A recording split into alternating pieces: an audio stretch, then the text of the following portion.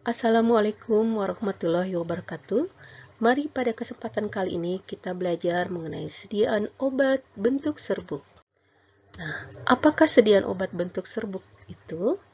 Sediaan obat bentuk serbuk merupakan obat atau sediaan yang terbuat dari campuran kering bahan obat atau zat-zat kimia yang diserbukkan atau dihaluskan dan digunakan baik untuk pemakaian dalam maupun pemakaian luar.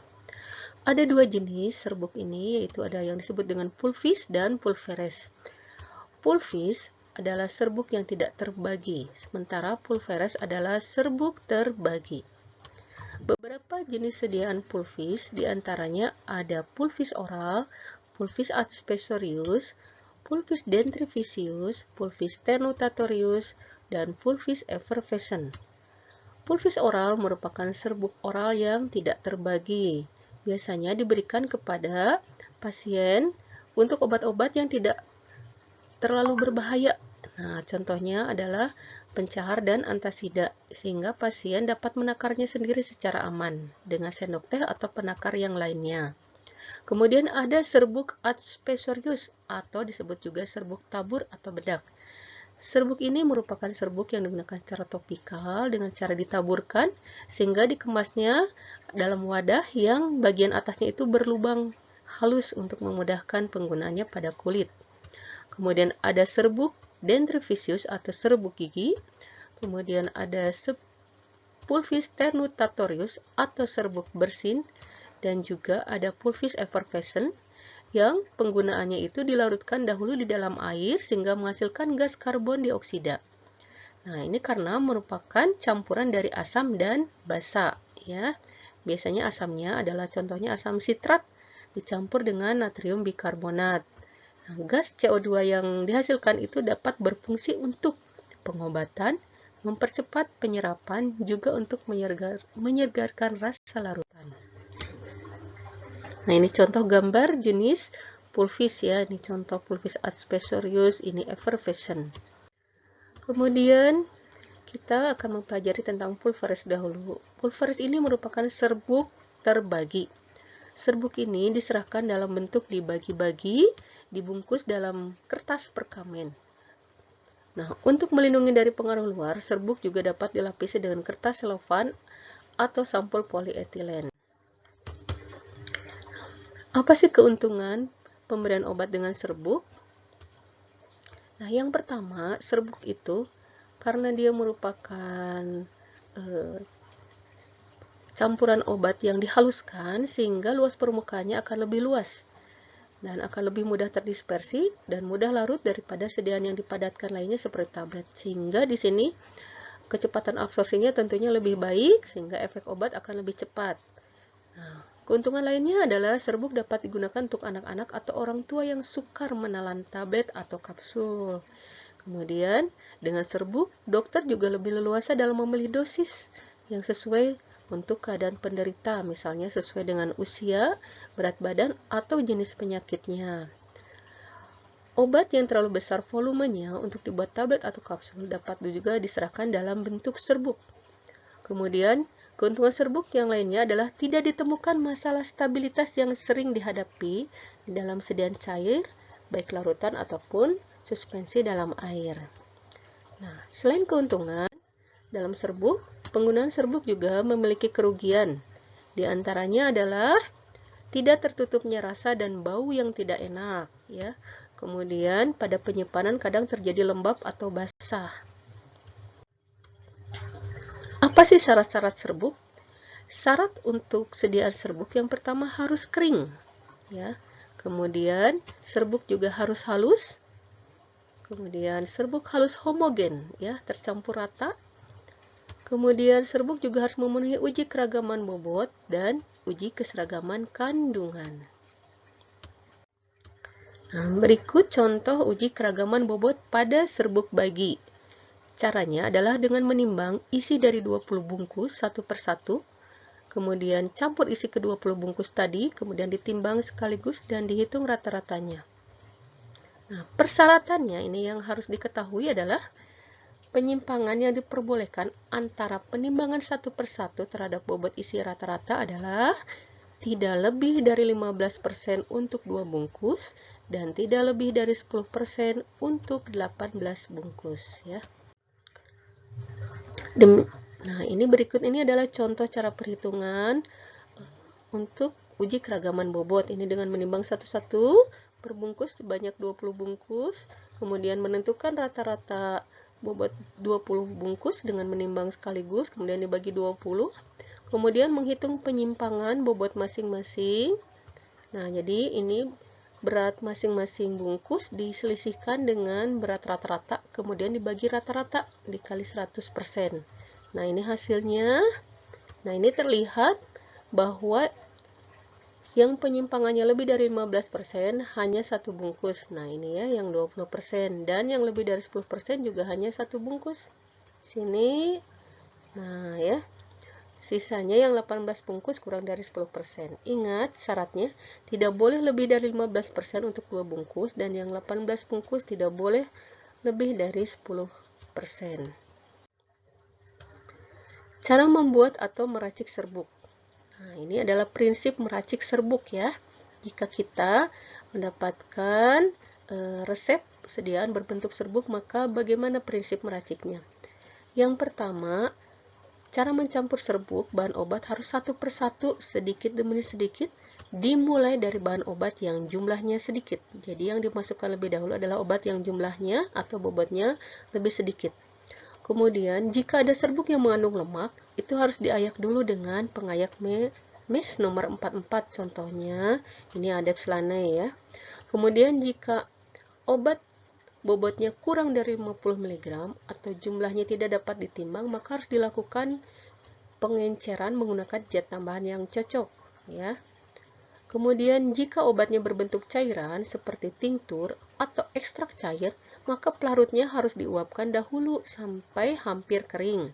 Kemudian baru diserbukkan dengan bantuan zat tambahan yang cocok. Untuk serbuk obat yang bermassa lembek seperti ekstrak kental, maka dia dilarutkan dahulu dalam pelarut yang sesuai, misalnya dalam etanol, dan kemudian serbuk baru dicampur dengan tambahan lain yang cocok, zat tambahan lain ya.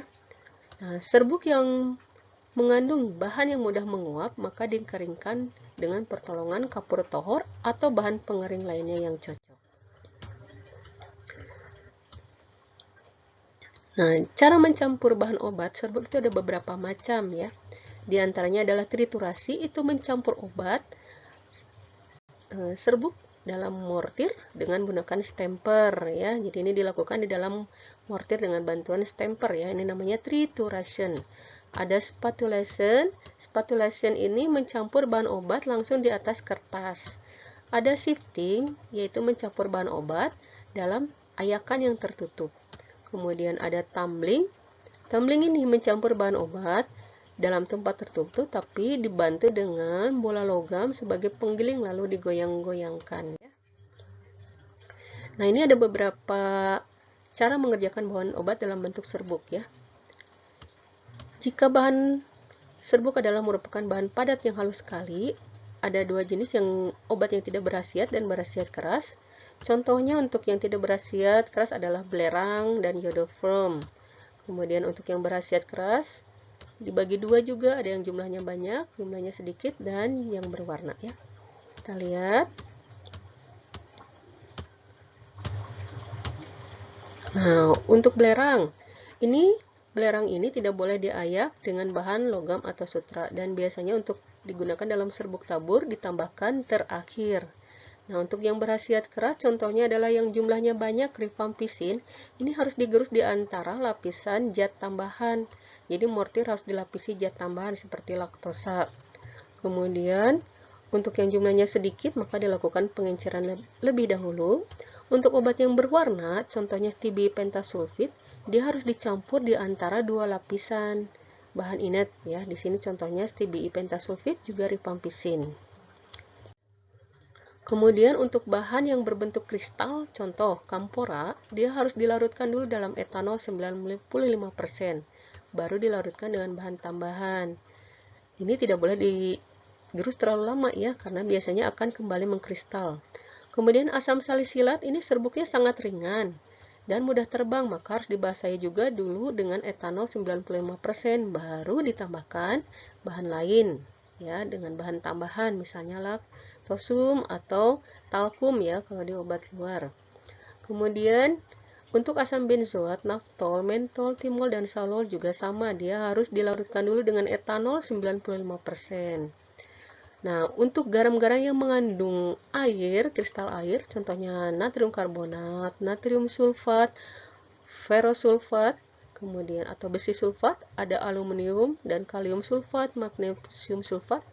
Ini karena mengandung air, dia dapat menjadi lembab bila digerus, maka diatasi dengan mengganti zat tersebut dengan garam yang anhidratnya atau tanpa air, atau disebut garam eksikatusnya.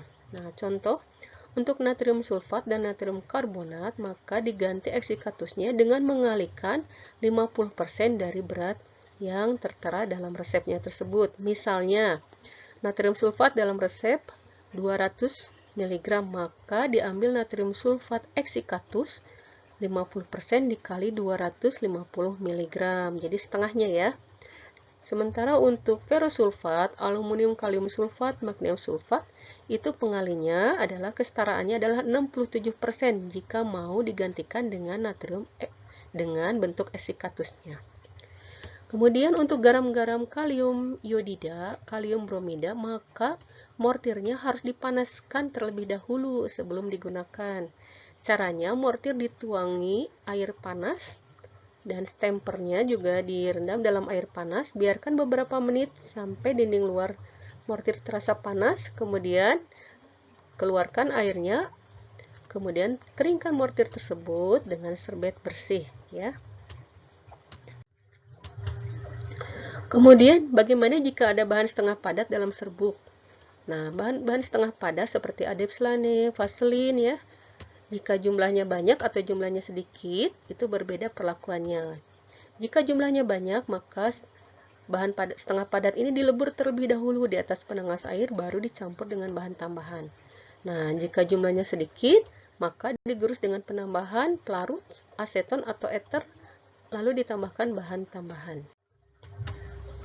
Kemudian, bagaimana jika ada bahan cair dalam serbuk, misalnya tinktur minyak atsiri, sulformaldehid, dan kalium arsenite solution. Nah, kita lihat ya. Nah, untuk tinktur, jika tahan panas, contohnya tinktur opi, maka dalam jumlah kecil, dia langsung dicampurkan saja dengan bahan yang lain ya. Digunakan mortir dan stemper panas. Sementara dalam jumlah banyak, maka tinktur harus diuapkan dulu sampai kira-kira sepertiga kalinya. Sampai tinkturnya tersebut menguap dan tinggal sekental sirup ya, kemudian baru dicampur dengan bahan tambahan. Sementara untuk yang tidak tahan panas, jika diketahui bahan bagian-bagiannya seperti tinktur opi benzoikum, tinktur iodium, dan camphor spiritus, maka diganti dengan zat aktifnya. Jika tidak diketahui bagian-bagiannya, maka tinktur diuapkan dengan penanas air dengan suhu serendah mungkin ya. Atau tinktur diteteskan pada cawan yang berisi bahan tambahan panas di atas tanas air dan diaduk. Nah, ini jika ada minyak atsiri, maka serbuk yang mengandung minyak atsiri ini, minyak atsirinya diteteskan terakhir pada serbuk atau dapat dibuat oleh sakara, yaitu campuran gula 1 tetes gula dengan 1 tetes minyak atsiri, perbandingannya 2:1. Jika ada sulformaldehid, maka diganti bentuk padatnya, yaitu paraformaldehid dengan dikali 36%. Nah, untuk kali arseniti, maka diuapkan dahulu sampai hampir kering, kemudian ditambahkan bahan tambahan. Jika terdapat ekstrak dalam serbuk, nah, baik ekstrak kering, kental maupun liquidum. Nah, ini contohnya ya, ada ekstrak OPI, untuk kental ada ekstrak belladonna, dan untuk ekstrak cair contohnya ekstrak sine liquidum. Nah, untuk ekstrak kering maka dikerjakan seperti mencampur bahan padat dalam serbuk. Sementara untuk ekstrak kental, maka ekstrak tersebut dianjurkan dulu dalam etanol 70% lalu dikeringkan dengan laktosa ya. Dan untuk ekstrak cair dikerjakan seperti tinktur dalam serbuk. Nah, ini contoh ekstrak. Nah, untuk setengah padat tadi sudah ya. Ini contoh bahan setengah padatnya ya.